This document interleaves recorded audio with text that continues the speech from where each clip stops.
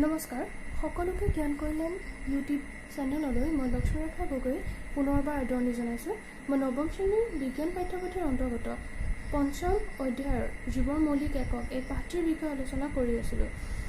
মই ইতিমধ্যে কোষ কি, কোষৰ আৱিষ্কাৰ কেনেদৰে হৈছিল, এককোষী আৰু বহুকোষী জীৱ, কোষৰ গঠন এইসমূহৰ বিষয়ে আলোচনা কৰিলোঁ। মই শেহতীয়াভাৱে কোষাৱৰণ বা কোষ আৱৰণ ইয়াৰ বিষয়ে আলোচনা কৰি আছিলোঁ। আমি যেতিয়া কোষৰ গঠনৰ বিষয়ে পঢ়িছিলোঁ তেতিয়া আমি পাইছিলোঁ যে কোষক প্ৰধানকৈ তিনিটা বৈশিষ্ট্যৰে গঠন হৈছে: কোষাৱৰণ, কোষকেন্দ্ৰ আৰু কোষপৰশ। কোষাৱৰণখন আমি কোষৰ বাহিৰ ফালে আগুৰি ৰখা এখন আৱৰণ হিচাপে পাইছিলোঁ, যিয়ে কোষস্থ দ্ৰব্যসমূহক আগুৰি ৰাখিছিলে। আৰু এই আৱৰণখনক আমি চয়নাত্মক ভেদৰ আৱৰণ হিচাপে পাইছিলোঁ,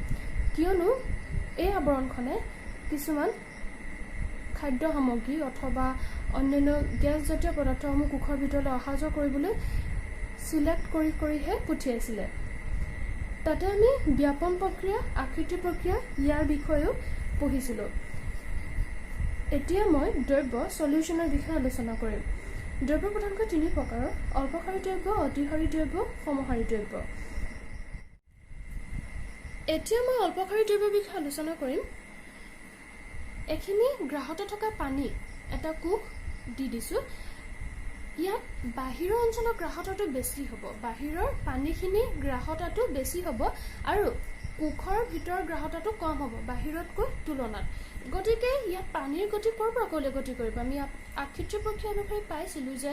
সদায় পানীৰ গতি উচ্চ গ্ৰাহতা অঞ্চলৰ পৰা নিম্ন গ্ৰাহতা অঞ্চললৈ গতি কৰে। গতিকে যিহেতু কোষৰ ভিতৰত গ্ৰাহতা কম আছে আৰু বাহিৰত গ্ৰাহতা বেছি আছে, গতিকে পানীবিলাক কোষৰ ভিতৰলৈ গতি কৰিব আৰু পানীবোৰ কোষৰ ভিতৰলৈ সোমাই যোৱাৰ লগে লগে কোষটো ফুলি উঠিব।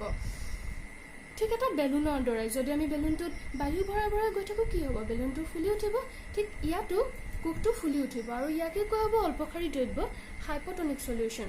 ইয়াৰ পিছত মই অতিসাৰী দ্ৰব্যলৈ আহিম। এইবাৰ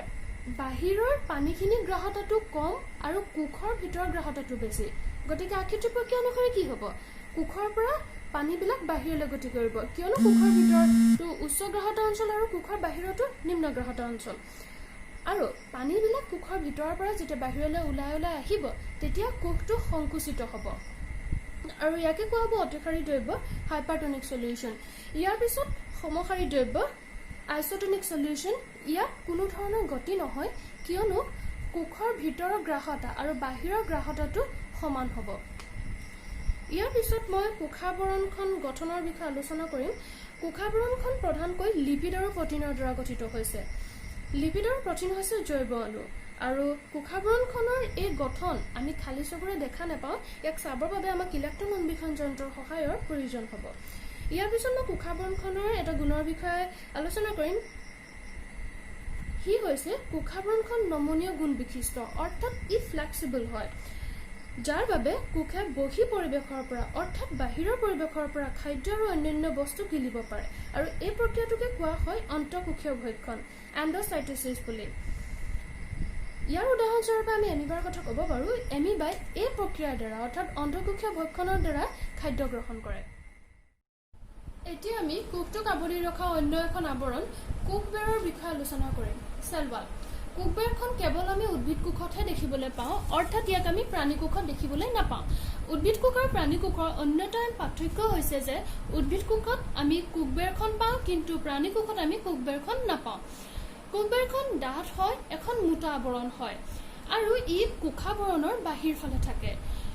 কোষবেৰখন প্ৰধানকৈ চেলুলোজৰ দ্বাৰা গঠিত হয় আৰু চেলুলোজ হৈছে এক জটিল ৰাসায়নিক পদাৰ্থ যিয়ে উদ্ভিদক গাঁথনিক শক্তি, ষ্ট্ৰাকচাৰেল ষ্ট্ৰেংথ দিয়ে।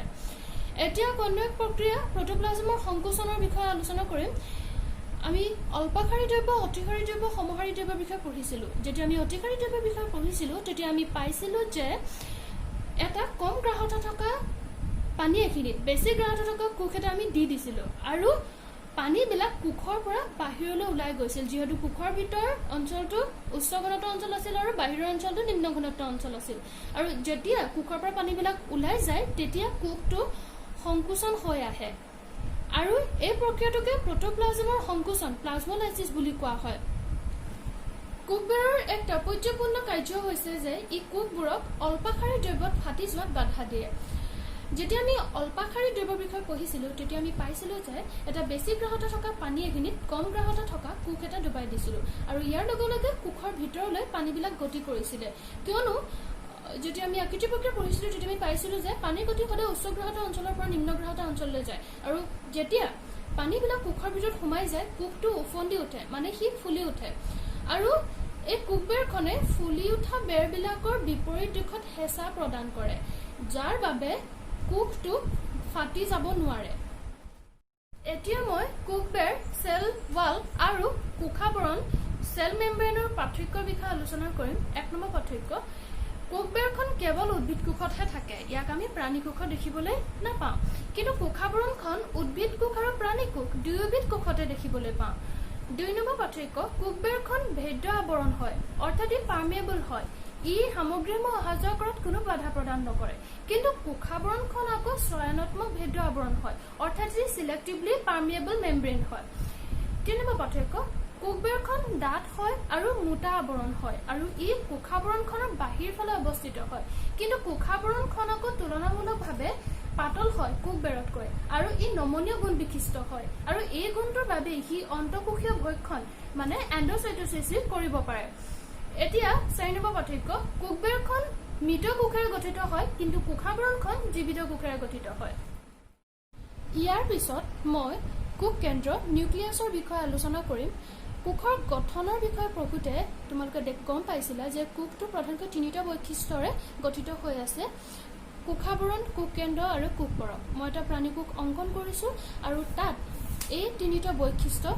চিহ্নিত কৰিছো কোষ কেন্দ্ৰটো ঘূৰণীয়া আকাৰৰ এটা গঠন হয় যি কোষৰ প্ৰায় মাজভাগত অৱস্থিত হৈ আছে আৰু ই কোষৰ সমগ্ৰ কাম-কাজসমূহ পৰিচালনা কৰি আছে উদ্ভিদ কোষ আৰু প্ৰাণী কোষ দুয়োবিধ কোষতে আমি কোষ কেন্দ্ৰৰ অৱস্থিতি দেখা পাওঁ এতিয়া মই কোষ কেন্দ্ৰৰ গঠনৰ বিষয়ে আলোচনা কৰিম কোষ কেন্দ্ৰৰ গঠন ষ্ট্ৰাকচাৰ অফ নিউক্লিয়াছ মই কোষ কেন্দ্ৰৰ এটা চিত্ৰ অংকন কৰিছো আৰু 4টা প্ৰধান গঠন তোমালোকে দেখিবলৈ পাইছা কোষ কেন্দ্ৰাবৰণ কোষ কেন্দ্ৰ পৰক অতিকেন্দ্ৰ আৰু ক্ৰোমেটিন এতিয়া কোষ কেন্দ্ৰাবৰণ নিউক্লিয়াৰ মেমব্ৰেন বা নিউক্লিয়াৰ এনভেলপ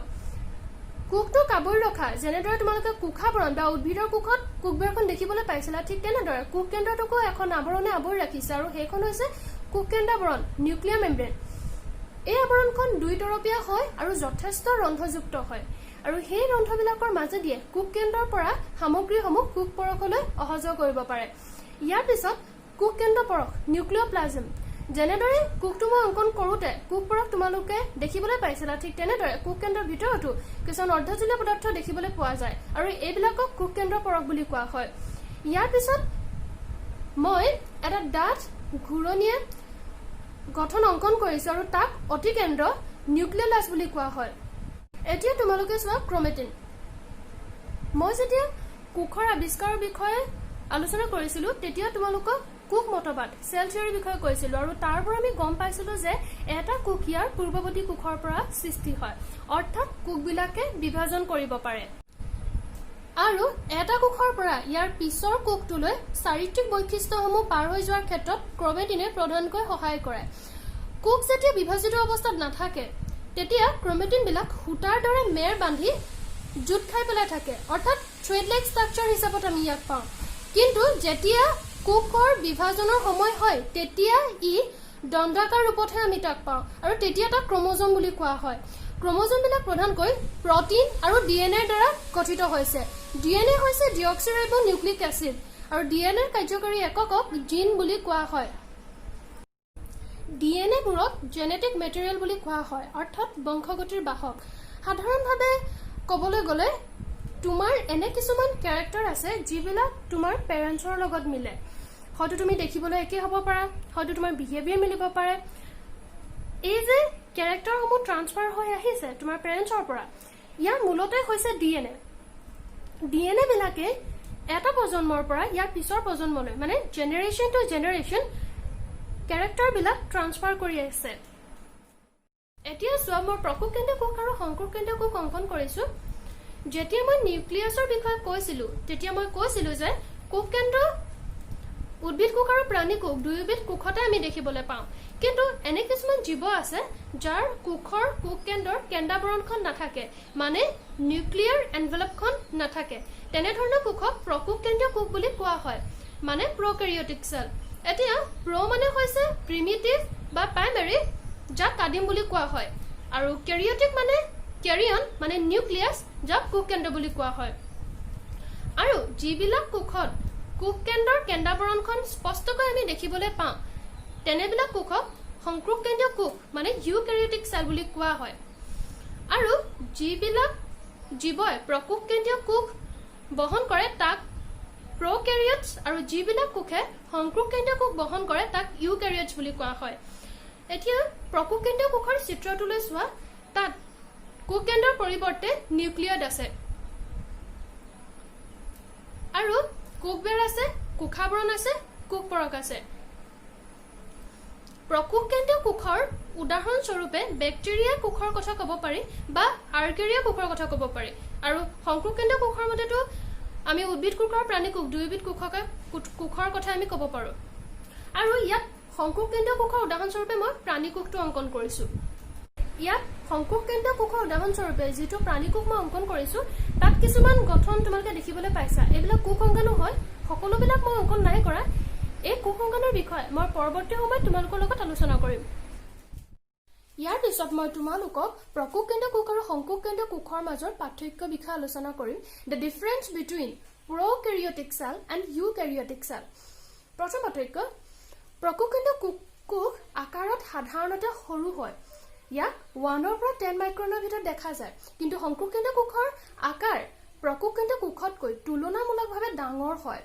5 পৰা 100 মাইক্ৰনৰ ভিতৰত দেখিবলৈ পোৱা যায় ইয়াৰ পিছৰ পাৰ্থক্য প্ৰকোষ কেন্দ্ৰীয় কোষৰ কেন্দ্ৰাৱ অঞ্চল স্পষ্ট নহয় আৰু ইয়াক নিউক্লিয়ড বুলি জনা যায় যেতিয়া মই প্ৰকোষ কেন্দ্ৰীয় কোষ অংকন কৰিছিলো আৰু আলোচনা কৰিছিলো তেতিয়া কৈছিলো যে তাহাঁতৰ কোষৰ কোষ কেন্দ্ৰৰ কেন্দ্ৰাৱৰণখন নাথাকে মানে নিউক্লিয়াৰ মেমব্ৰেনখন নাথাকে তাৰ পৰিৱৰ্তে তাত আমি নিউক্লিক এচিড দেখিছিলো আৰু যাক নিউক্লিয়ড বুলি কোৱা হয় কিন্তু সংক্ৰোশ কেন্দ্ৰীয় কোষত কোষৰ কেন্দ্ৰাৱ অঞ্চল সুনিৰ্দিষ্ট হয় আৰু ইয়াক কেন্দ্ৰাৱৰণখনে আবৃত্ত কৰি ৰাখে তাত আমি প্ৰকৃত কোষ কেন্দ্ৰ দেখিবলৈ পাওঁ ইয়াৰ পিছৰ পাৰ্থক্য প্ৰকোষ কেন্দ্ৰীয় কোষত এডাল মাত্ৰ ক্ৰম'জম থাকে কিন্তু সংক্ৰোশ কেন্দ্ৰীয় কোষত এডালতকৈ বেছি ক্ৰম'জম আমি দেখিবলৈ পাওঁ শেষৰ পাৰ্থক্য প্ৰকোষ কেন্দ্ৰীয় কোষত আৱৰণী বিশিষ্ট কোষ অংগাণুবিলাক নাথাকে কিন্তু সংক্ৰোশ কেন্দ্ৰীয় কোষত আৱৰণী বিশিষ্ট কোষ অংগাণুবিলাক থাকে যেনে মাইট্ৰকণ্ড্ৰিয়া গলজি বডি এইবিলাক আমি সংক্ৰোশ কেন্দ্ৰীয় কোষত দেখিবলৈ পাওঁ কোষ অংগাণুৰ বিষয়ে মই তোমালোকৰ লগত পৰৱৰ্তী সময়ত আলোচনা কৰিম এতিয়া চোৱা কোষ পৰক সাইটোপ্লাজম যেতিয়া মই কোষৰ গঠনৰ বিষয়ে আলোচনা কৰিছিলো তেতিয়া মই তোমালোকক কৈছিলো যে কোষ প্ৰধানকৈ তিনিটা বৈশিষ্ট্যৰ গঠিত হৈ আছে কোষাবৰণ কোষ কেন্দ্ৰ আৰু কোষ পৰক ইতিমধ্যে মই কোষাবৰণ আৰু কোষ কেন্দ্ৰৰ বিষয়ে আলোচনা কৰিছো এতিয়া তোমালোকে চোৱা কোষ পৰক হৈছে কোষৰ এক অৰ্ধজলীয়া পদাৰ্থ যাক কোষৰ কোষাবৰণখনে আগুৰি ৰাখিছে অৰ্ধজলীয়া পদাৰ্থ মানে হৈছে সম্পূৰ্ণৰূপে যে জুলীয়াও নহয় বা সম্পূৰ্ণৰূপে সি গোটাও নহয় আমি উদাহৰণস্বৰূপে মৌৰ কথা ক'ব পাৰো মৌ এক অৰ্ধজলীয় পদাৰ্থ হয় আৰু মৌৰ দৰে কোষৰ ভিতৰত আমি এই কোষ পৰকবোৰ অৰ্ধজলীয় পদাৰ্থ হিচাপে পাওঁ আৰু কোষৰ কোষ পৰকত আমি বিশেষ ধৰণৰ কোষ অংগাণুবিলাক দেখিবলৈ পাওঁ আৰু প্ৰতিটো কোষ অংগাণুৱে কোষৰ একোটা নিৰ্দিষ্ট কাৰ্য সমাধা বা সম্পন্ন কৰে